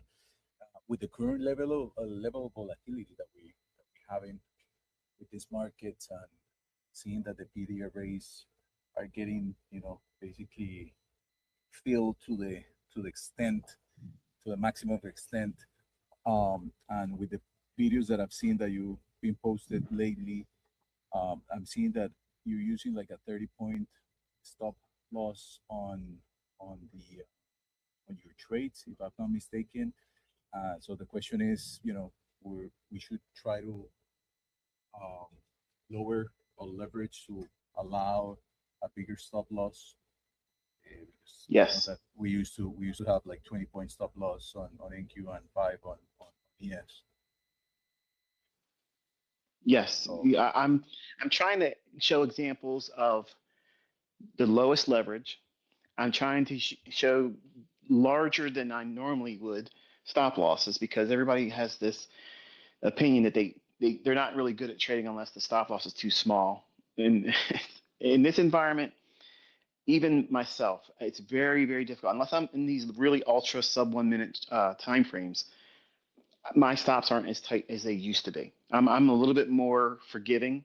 I'm allowing for a little bit more in terms of drawdown if it pops in. 'Cause I trust what I'm looking for, but I might catch some heat on it because of it's just a lot of back and forth delivery, and hopefully I'm trying to inspire this with everyone else so that way they can think, well, it's not that big of a deal if ICT's doing it and he's catching it. So why am I so hard on myself trying to get like a 12 handle stop loss? Why should I stress myself over that? Maybe just widen up and lower my leverage and I'll catch more trades. This is exactly what I was talking to Kitt actually this morning, and just to try to build a position where we absolutely know that we're completely validated because, for example, the short of this morning, we have those equal lows. That was the prime. We knew that was the draw, but we also knew that part of my French fuckery was gonna happen, and obviously going with NQ or two NQs. I'm not catching anything, Kit. I can't hear anything you're saying. Yeah. Hey, Mauricio, you're breaking up on us a bit, buddy. I mean, I heard what he was just kind of trying to. I mean, you're just pretty much going over play by play of what that looks like, right, buddy? I mean, He's definitely agreeing with you, and you're mentioning the conversation that you and I had earlier today, right? And I'm repeating this, Mauricio, because Michael couldn't hear you. So I'm just kind of trying to play telegraph here. Okay. Thank you. Yes. We're going to keep the conversation going. We got a few more minutes. I know there's a few more folks here that would love to add to the conversation. Dan had some decent questions. Dana, you there? Dan? Yes, can you hear me okay? Yes, we can. Pretty please follow protocol. Hello. So name's Dan from the UK, 22 years old. Been following ICT for a good 3 years now, essentially. Been through all of the rabbit holes, but I've finally just established myself with order pairing. I'm 50K funded recently and it's looking to scale up as of now. But my main question for Michael was in regards to order pairing. There wasn't too much content on it. So my style is I only trade London session, looking for engineered liquidity in the form of Judas swing formation, with the anticipation this will create the high or low of the day. And I'm typically looking for a high probability 15-minute order block above or below old 4-hour highs and lows within a premium discount level of the previous day's range after a daily bias and weekly draw liquidity has been established. I just wanted to ask if you think that London is optimal kill zone for this type of style. Yeah, actually, every session is. I mean, you can find that setup. You may have to scale down in the time frames, but using what you're using, ideal in London, yes. Okay, perfect. Is there anything would you say in regards to New York time, or because I did have one Well, if today, you I have a high posted that. impact, yeah, if you have a high impact news driver around 8:30 or 10 o'clock, that criteria will be there as well. But if you don't have any news, then it won't usually show up. I just really struggled holding it like through today, as you can see, one I posted in the chat through CPI. So I moved my stops like into profit. So I got in literally as soon as we swept below that 4-hour low from Asia, and I basically bottom ticked the low of the daily range. But Good for you. I didn't get what I wanted to actually get, like my initial draw on liquidity, because I moved my stops into profit too much. I'm really struggling with that side of things, to be honest. Even though I know where it's going to draw towards, what I'm 100% know, but I'm confident of where it was going to draw to on this day because we had engineered liquidity on the 4-hour time frame. I like the Judas swing formation, but you know, because of CPI, I just found it a bit hard to actually hold it throughout the trade, throughout the whole day. The willingness to hold on to a position in this environment is going to require a little bit more discomfort. That means letting your stop stay out of profit range a little bit longer, and then only just trimming costs and maybe a little bit of pocket change after that. There's so much back and forth in trading inside the range, and they're having deep retracements, then coming back one more time. It's very, very challenging right now. So the only thing I tell everybody that's asking that in the comment section, or if they send something like that to me in X, they start dogpiling up. They're all having the same. It's not just you feeling that. A lot of other traders are feeling that same thing. And if you look at what I'm doing, I'm not strangling my position. Like I'm not bringing my stop loss in real tight. I want to have a little bit of a forgiveness. And I would have had the whole range today if I wouldn't have had to break away and go take care of an errand. You saw where my stop loss was. That's way up there. And that normally wouldn't be like that if we weren't in this kind of condition. I would have been in there below Tuesday's regular trading hours opening range gap. I would have had it much, much lower. But I have to be more forgiving with the price action that we're in because of the climate. Yeah, 100% agree. Obviously, having that space for the stop loss is so important for my style as well. But would you suggest, like, in regards to using a previous day's range as my premium discount levels, would you say that that's like a powerful sort of concept to use in terms of where I'm getting my order blocks from in premium discount levels? Sure. Yeah, you would always consider the previous day's range, but just know that because the candlesticks today are sharing yesterday's candlesticks range predominantly, the entire range usually, you got to be careful because like order blocks will get ran over top of. They'll just run right over top of them, and they're running for liquidity. So what they're looking for. So if you study what these price runs have been doing, they're running short-term little highs and short-term little lows. Inefficiencies are drawn to, that's fine. Order blocks, they're just simply running over top of that and going for the wick highs and the wick lows. So everything right now is about just sweeping up liquidity. So that's why I'm not really spending too much time on order blocks, because I've been noticing it. So I'm going to where it's visually represented by having the inefficiencies and then using one PD array, which is the opening range gap. Okay, perfect. No, I do understand that. Obviously, I know there was one TikTok video I think I saw you going over it. Someone clipped it. I think it was ICT Gems, I think his name was. But he was just saying, use like from the wick high to the opening price. I always look for that order block that's obviously had previous respect from that area. And it's just resting below a 4-hour low in a discounted level when I'm bullish for the day. I think that's what I'm really trying to look for. Like you said, obviously inefficiencies are important as well. But would you say my model, just in terms of having just order blocks, is okay? Or would you say to start maybe incorporating inefficiencies as well as order blocks in discount levels or premium?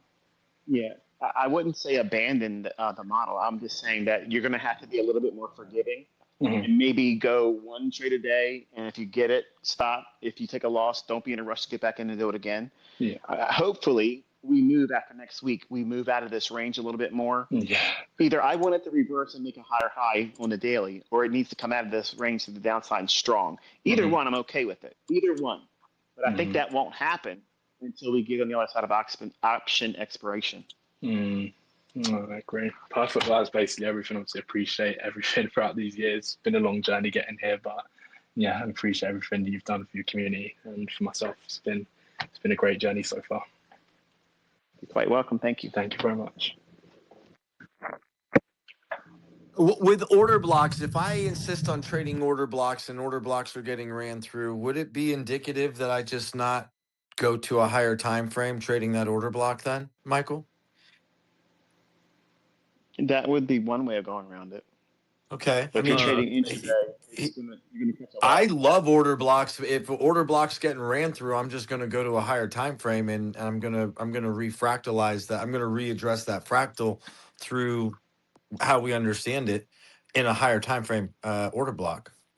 I don't know. I was asking Michael because I thought it was a great question. That was the thought that crossed my mind. Lundo, did you have a thought on that? It's technical, but I like Lundo's thoughts and 2 cents. Yes, I had a question that kind of piggybacks off Dan's question. Yeah, jump in here, buddy. So the rejection block. When do you anticipate it uses the rejection block instead of the order block? Well, I will enter on Turtle Soup trade setups about 75% of the time with a rejection price at rejection block's price. I'll wait for it to spike up to it, touch it, or just be beneath it. And if it gets just above it a little bit more, I'll wait into that. I'll use it for exits as a target. But I have to have a strong opinion about it moving back into a range that it just left. Okay. And also on rejection blocks, just one more question. Sure. With the rejection block, is it permitted to wick above the high of that candle, or below the low if it's the other way around? Paint a scenario for me. Like, tell me, like, at 10 o'clock in the morning, it creates a rejection block. And then do you have your chart in front of you by chance? Give me a time frame.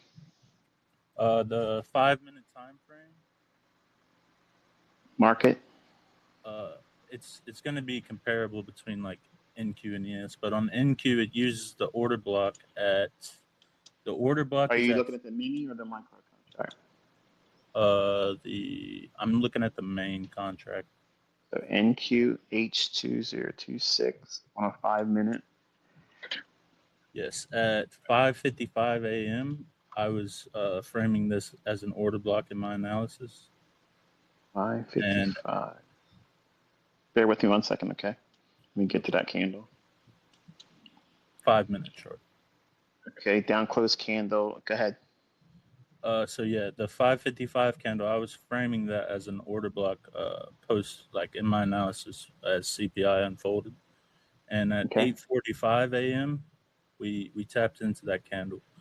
Now on ES, it I think used it as a rejection block, the same candle, 5-minute chart on ES. But the wicks went below it, creating an SMT. I don't know if you have any input on that. Well, if you were trading ES, and I haven't toggled to that one, but if it went through the candlestick, then you could do a re-entry at the opening price. Did the same candlestick at 555 have it down close on ES as Yes, well? it did. It Okay. did. Yes. Re-entry would be permitted by simply just getting long at a buy above. So in other words, you're going to put a buy stop. You would use a buy stop to enter on the ES if it went through that candlestick, but it supports it as an SMT divergence between NQ and ES. You could do turtle soup entry, but using buy stop at the 555's opening price. So you're going to buy strength one tick above that, and the stop will be the low of the candlestick.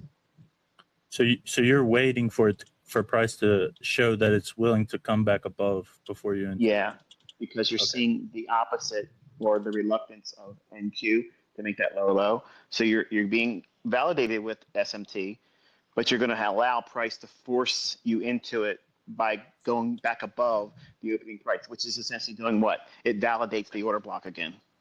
Yes. Okay. Makes perfect sense. Thank you. You're welcome. Good question. Advanced order block theory here at Trader Roundup. ICT follow through. My boy Lundo coming in, swinging like I thought he would. Dan coming in, swinging like I thought he would. Great questions, guys. Pippy B, are you there, buddy? I want to come. If I can close up with you, that'd be great.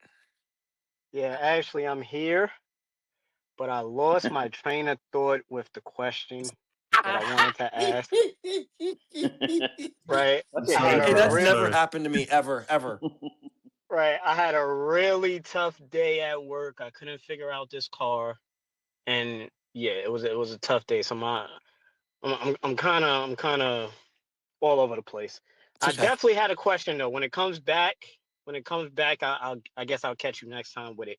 It'll definitely come back to me. It was more of a technical question. It's fair, dude. We all get it. That's all I'll say. We get it. Oh, you know what? I do have a question, actually. I do have a question. So there's somebody I know, right? She's a female. And like I've been talking to her for a while, trading related, right? You And want my she trades your, playlists? excuse me? You want my playlists? Ah, damn. Yo, what are you, a psychic? What are you, a psychic? How do you know, huh? That's crazy. But the thing is, I kind of know how to navigate, the order of operation, but she's getting a little confused with the newer content. Now, again, I'm not caught up all the way on the new content, right? It's kind of hard for Dude, me you work full to, time. We understand. No one's breaking your balls. We understand. right. So for her, she's watching the new content, and according to her, she's saying that you're saying to use this content now and then go backwards. But then I have said that. now in prior mentorships, you say start from the beginning to go forward. So she's having a little disconnect Hmm. because she's not through all the content anyway, right? Like she went through core content, she went through 2022,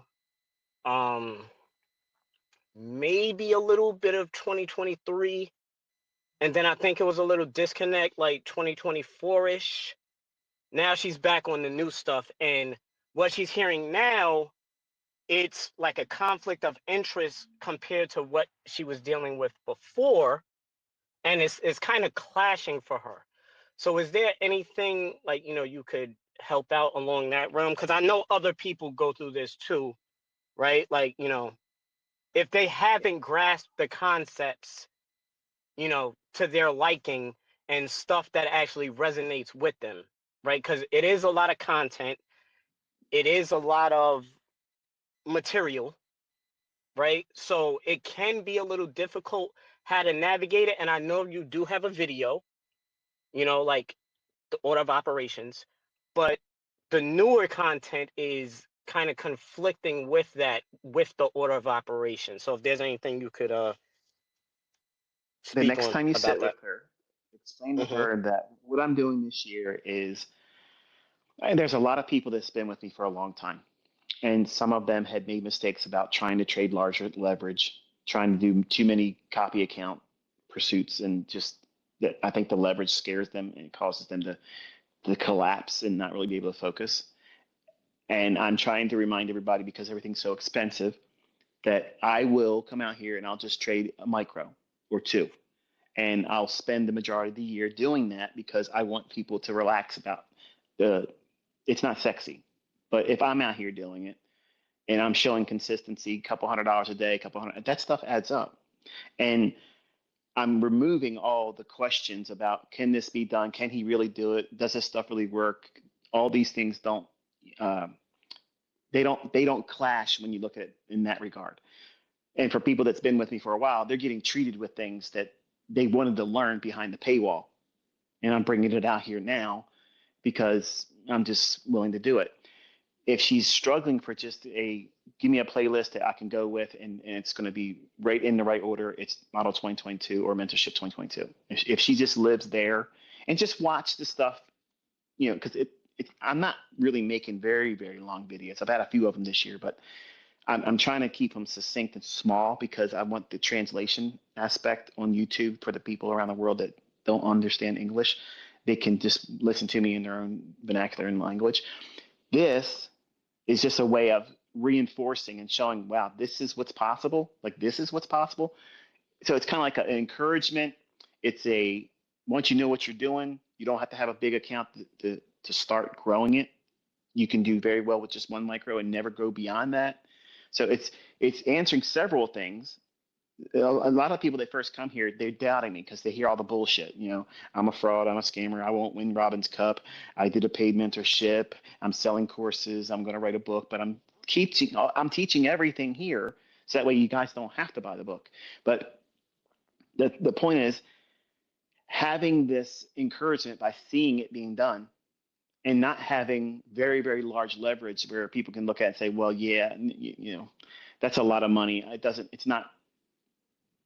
It's not within the realm of realistic for most people. If I get out here and I start trading 15 contracts, building up, pyramiding it up, and they see the end balances of every one of these trades, it's like, wow, it's neat to look at, but it's probably fake, and I couldn't do it anyway. So therefore, it doesn't have the same resonation within them as a viewer. It doesn't resonate with them. Versus one micro contract, it's within the realm of capability for the average person. It's not over leveraging because you can't get anything less than. And I'm doing something that's very, very systematic, and she can see real examples of that, not using a lot of money. And what that does over a short period of time, it grows. Like, it grows. And it's what many people have already asked for. But if she's brand new, it's going to seem like it's too much because I'm going into details about things that aren't being taught this year. It's already been taught in previous mentorships. So to remove all that, just take her to 2022, whatever the 40-some playlist video list is, and that's good enough. And then once she tackles that, then she can spend whatever time she wants to do doing anything else. Okay. All right. That works. That works because she's familiar with 2022. Did she And complete it? yeah, she completed it, and there was a prerequisite of before 2022, which she already went through, right? Put her through 2016, 2017. Let her go through core content. I mean, in my belief, this year and the fundamental, even through, like, if you look at Trader Roundup, you take Mm-hmm. core content and you take 2026, because what Michael is doing right now with what he's already listed within the schematic of month 8. Month 8 has 8 episodes. It's dealing when not to trade. You're mapping out highs and lows. There's the intraday protraction, which we talk about how to capture 70% of a range. If that's the daily range, weekly range, the session range, that is the schematic of a protraction or a delayed protraction. Again, that's outlined in High Probability Trading Core Content Month 8. There's 8 episodes. Your mentor is born on 8/8. Okay. So that's the thing. Okay. 8 episodes, month 8. Then what you're learning is the PD array matrix. That comes from month 4, which is half of 8. Okay. It's half of 8. You want to go to 4. So 4 is going to give you a plethora of, sorry, my security gate is beeping. So I'm letting someone out.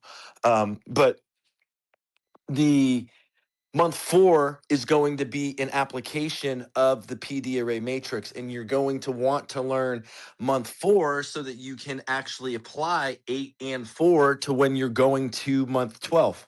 You got to go to month 12 because month 12 is what you're doing all the time. You have to fractalize where you're at within the week. You have to understand every single day you have a different PD array in front of you, and not just talking about order blocks. You're dealing with different ranges. You're going to have monthly arrays, weekly arrays, daily arrays, and you're going to have highs and lows. And you need to watch and go back and watch when we talk about core content. If I could go back in time and when I was 20. So that is the supplemental information, the must-see ICT that complements core content. You heard it here first. So the 2 series, if I could go back in time, talk about the DWMs, your daily, weekly, and monthly arrays, the alpha and the omega of core content month 4. Core content month 4 is providing you the breadth of a candle in understanding order block theory. And you need to understand that because fractally, that's what it is. So you have 8 and you have 4 and you also have 12. So 4 and 8 make 12. So I really like where we're at on our numbers. And then 1 is your constant application of the market, OHLC. They'll never change the algorithm. OHLC never goes away. It will always have an open. You'll always have a close. You'll never, ever, ever not be able to trade the algorithm and the way you have learned how to trade the algorithm through Michael because of OHLC, because of the elements of a trade setup and consolidation and expansion. And then you have a kill zone and you have a macro, and you have to align your PD array matrix within a specific kill zone for your schematic model that you're going to take and pull from 8 that you are going to apply through 12. So again, very, very simple distilled. 5, guess what? It's lovely. IPTA, seasonality. It's great. We're here with a sense of urgency. You can study that on your own time. On my time, you're going to focus on 1, 4, 8, and 12. And I explained very clearly why. And Michael understands that I'm saying that with love, succinctly, because we want to get people on the same page of the foundation. And there's a lot more. 7 is great. 6 is great. I'm not saying don't watch those. I'm not saying don't watch the charter price action models. Understanding market maker models, the market maker series is again a schematic. You understanding how the market moves as a blueprint and how that blueprint has to become what you become, someone that knows how to maneuver. You're a financial engineer at the end of this. And if you understand what engineering is and how your ability to scale these things into your reality is what we're doing here. It's what we're doing. It's understanding the charts and applying them to your life and you being able to apply your best self to the chart. And if you can't apply your best self to the chart, then you were never meant to be here in the first place. So get the fuck on. If you're here to learn, not what's the best investment strategy because I have hundreds and thousands of dollars, Kitt, and I really want to understand what's going on this year. Where are you guys postulating that price is going to go with this investment strategy of mine? Well, get the fuck on, because that's not what this is, okay? We're in education, and we're here to help people that want to learn. You and your investment strategy can get the fuck on because we're not talking to you. I just figured I had to say that. Anyway, Michael, we're at a point of closure, 7:39. Anything you'd like to add as we close? I know you got to go, mate. Yep, I just had a wonderful time hanging out with everybody. Great conversation, and have a pleasant evening. See you guys next time. Peace. Bye, guys.